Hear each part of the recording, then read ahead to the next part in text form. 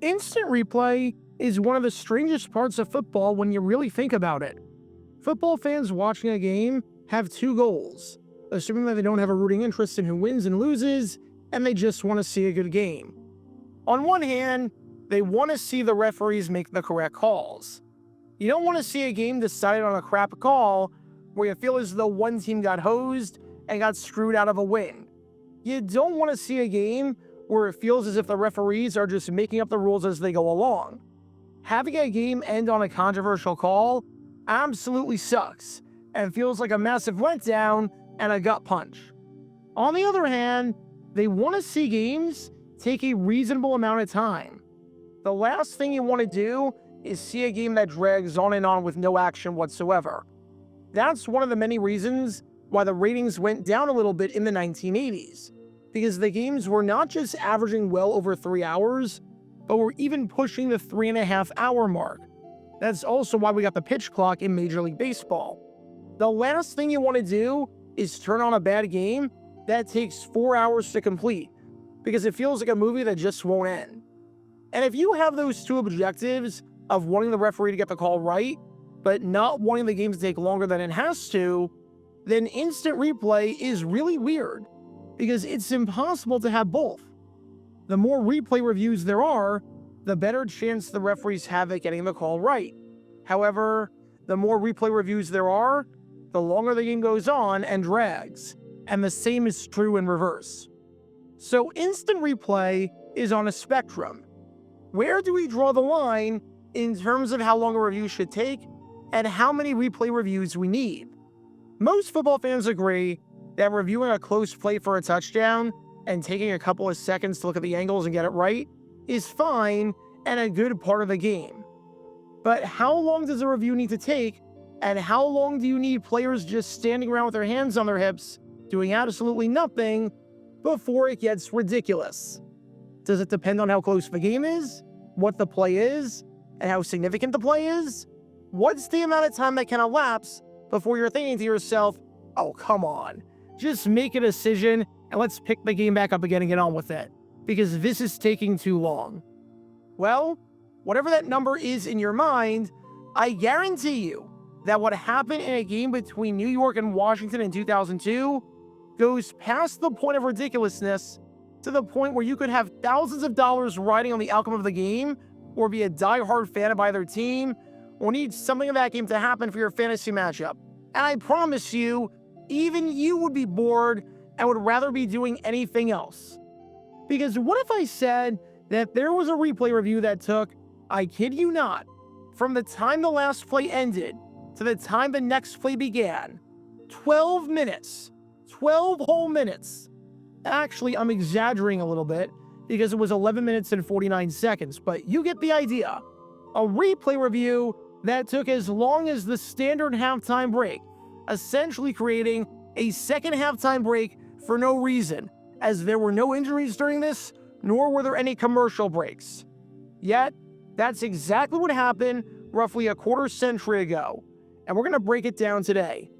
Move over Steelers-Dolphins game from 2019, because this is the story behind what has to be the longest and quite possibly the stupidest replay review in NFL history.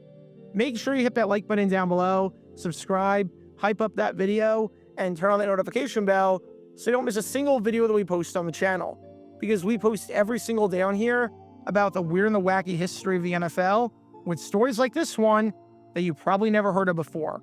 So if you like that sort of stuff, then this is definitely the place for you. Thanks in advance for liking and subscribing, and for hyping the video, and for helping us grow this community. And with that in mind, let's talk about the time that instant replay was anything but instant. Before I talk about the actual incident in question, we need some context to understand how the game was going. Because if you want to know how to derail a close game and make everyone lose interest with one sequence of events, then this is how you do it. It's November 17th, 2002. It's week 11 of the NFL season. And as we're firmly in the second half of the year, we've got an NFC East battle on our hands between New York and Washington, two bitter rivals with a lot to play for at this juncture.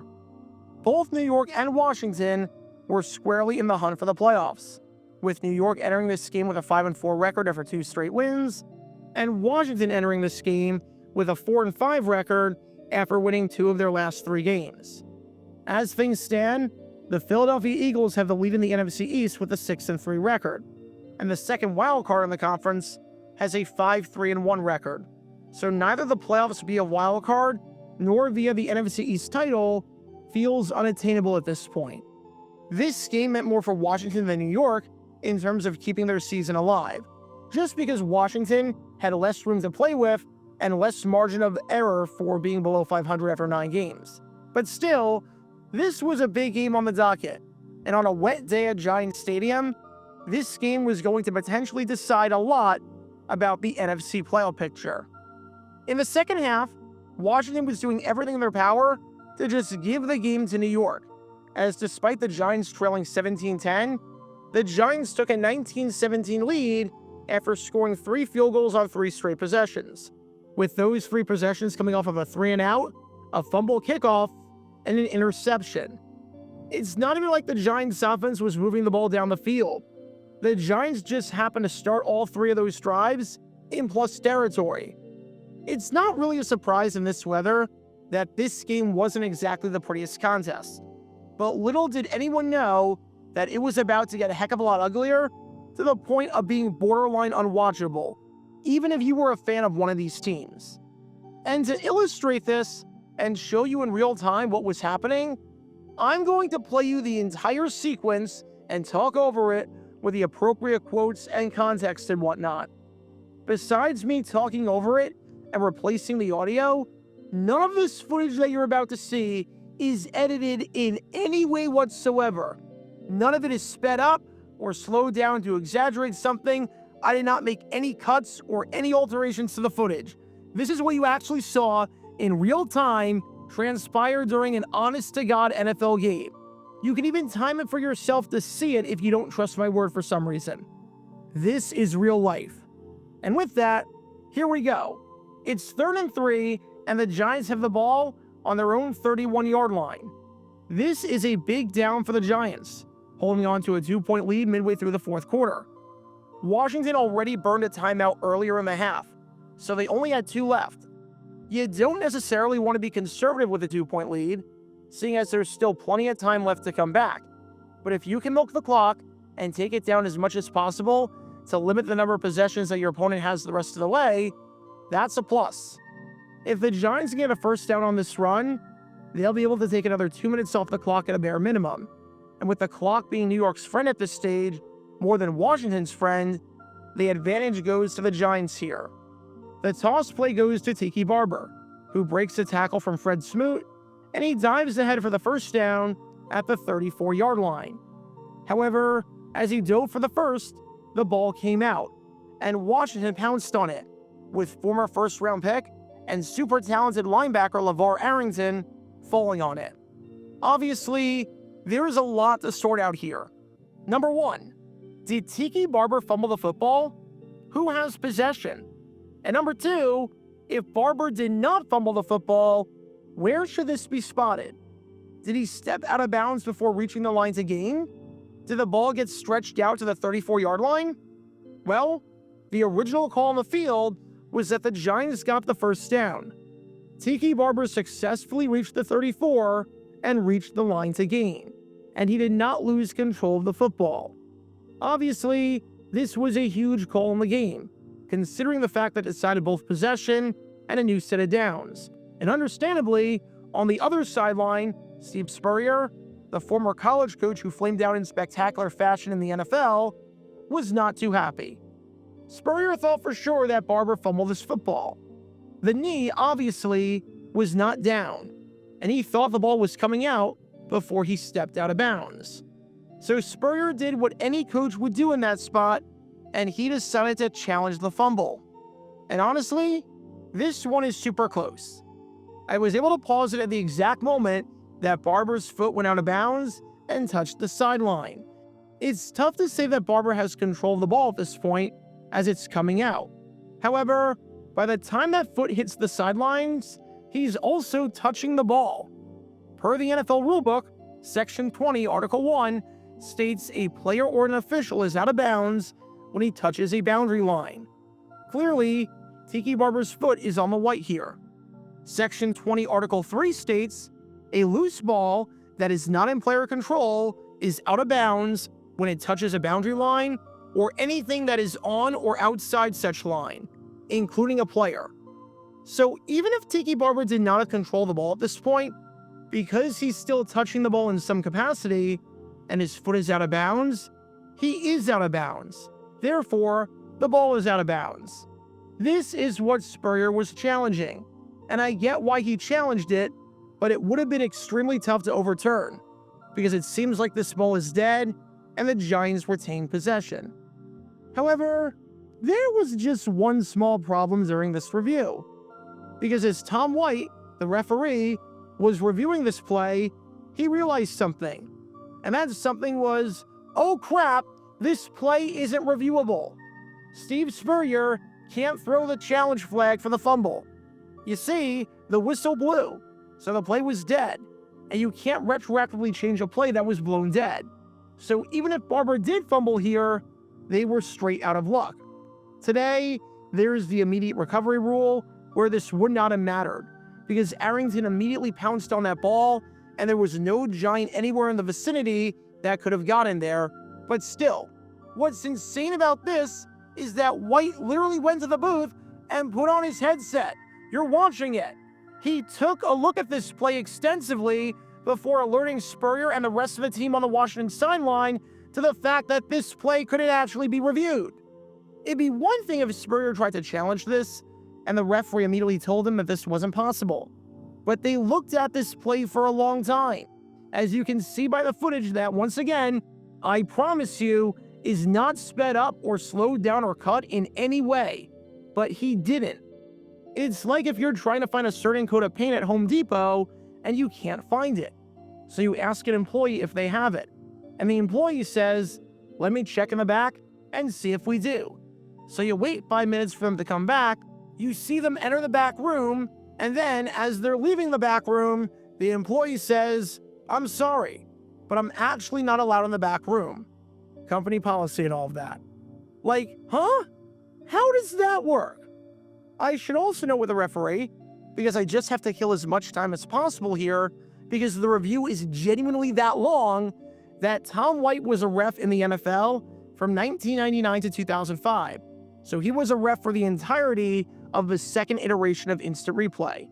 Spurrier knew of White, seeing as the very first game of the 2002 season and Spurrier's first game as an NFL head coach came with White as the official in a 31-23 win over the Arizona Cardinals.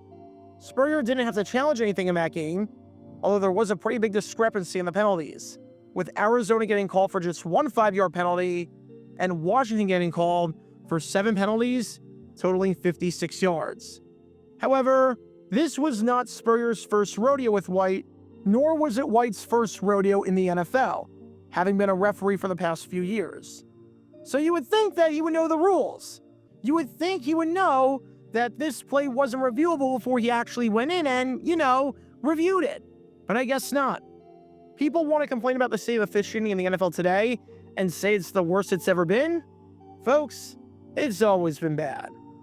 So we established that this play cannot be overturned because of the whistle blowing, meaning that even if there was a fumble, and again, I highly doubt there would have been, there is no fumble.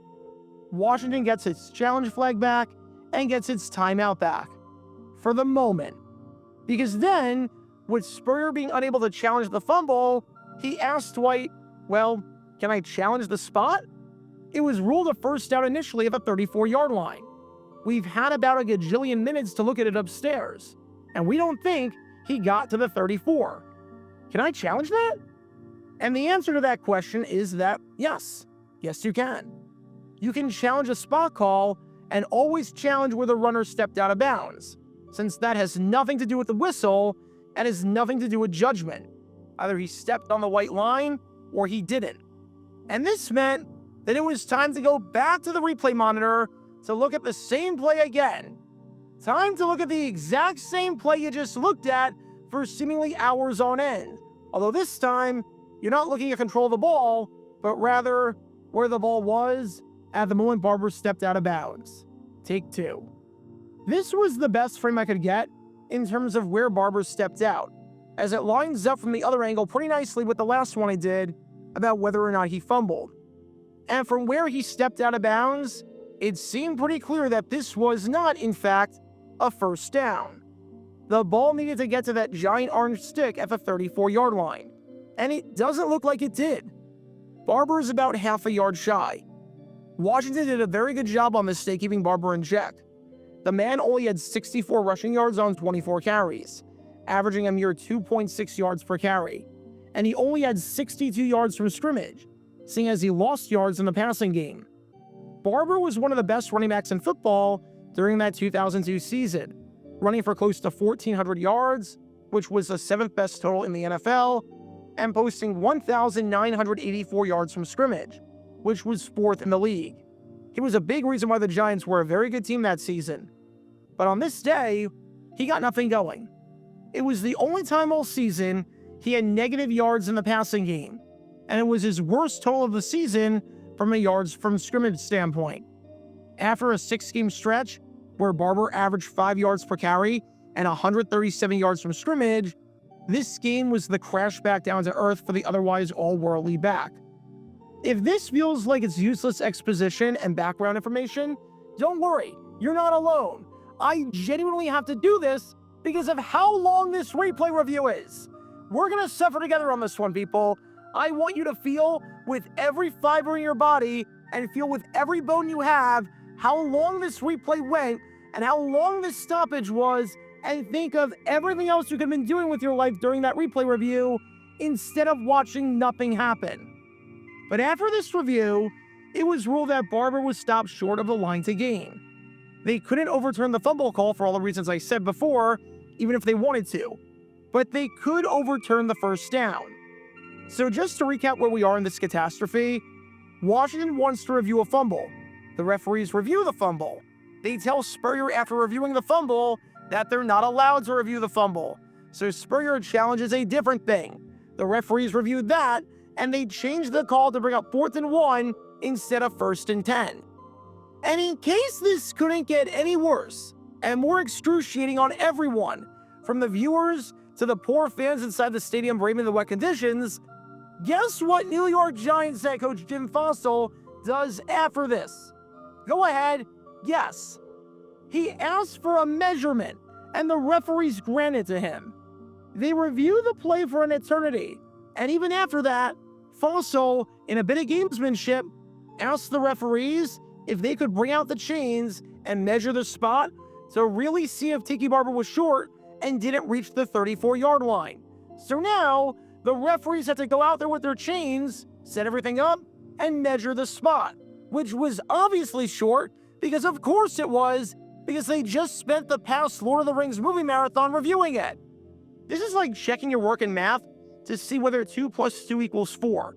Like, this is reaching absurd levels. This could have easily taken 2 minutes if White knew the rules of the game he was officiating and told Spurrier the first time that he couldn't review the fumble. But nope.